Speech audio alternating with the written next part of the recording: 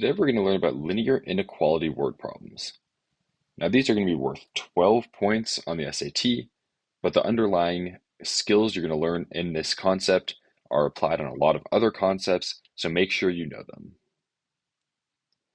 So our approach to these problems is going to be to identify linear inequality word problems, to read the problem, then we're going to create a formula to solve them, and then lastly, we're going to solve a practice question together. So how do you identify this concept? Well, they're going to look like a brick of text, and they're going to include one of the words minimum, maximum, at least, at most, or other similar words that are giving you a hint that's not equal. So you're going to have to recognize the equation, and it's often going to ask you to find a solution to the equation, which is the point that satisfies it, or an intersection point. So like there. Now our formula for linear inequality word problems is going to be create an equation from our brick of text. We're going to write down what the question is looking for, and then we're going to use this equation to answer our question. Okay, so step number one, we're going to write down our important information. So first we have 80 acres of corn at least, well, corn and wheat, and so these are both important pieces of information. And each acre of corn is going to require 3 hours of labor. Now, other important information I pulled out is that each acre of wheat is going to require 2 hours of labor, and that the farmer has at most. Now, at most is one of these terms that we were looking out for that we're going to tell us this is a linear inequality word problem. So at most tips us off to this concept. He has at most 200 hours of labor available. If X represents the number of acres of corn and Y represents the number of acres of wheat, which system of inequalities represents this situation? So we've written down our important information. Now let's determine the relationship.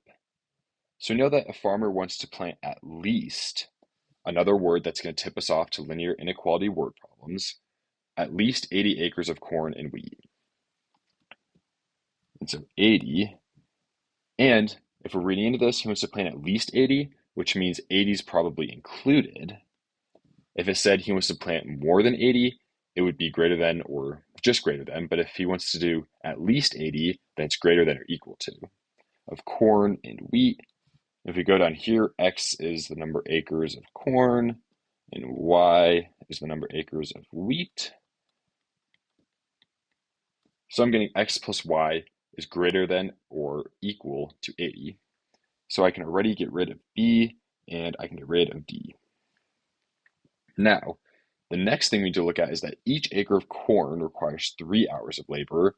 And remember that corn is X, so 3 times X plus, now I need to look at wheat, and wheat requires 2 hours of labor, and wheat is Y if we remember from down here. And then it says the farmer has at most 200 hours. And so again, we're including the 200 because it doesn't say he has less than 200 hours. He has at most 200. And so less than or equal to 200 for our total hours. So this one's going to give me the answer choice of A. And as we can see, that's correct. Now for this specific question, the answer was just finding these equations, so Desmos wouldn't have been much use here. But let's look at what these equations would have looked like in Desmos. So here's our system right here. You can see the shaded colors, which is what Desmos is going to do with inequalities. And I'm seeing intersection right here.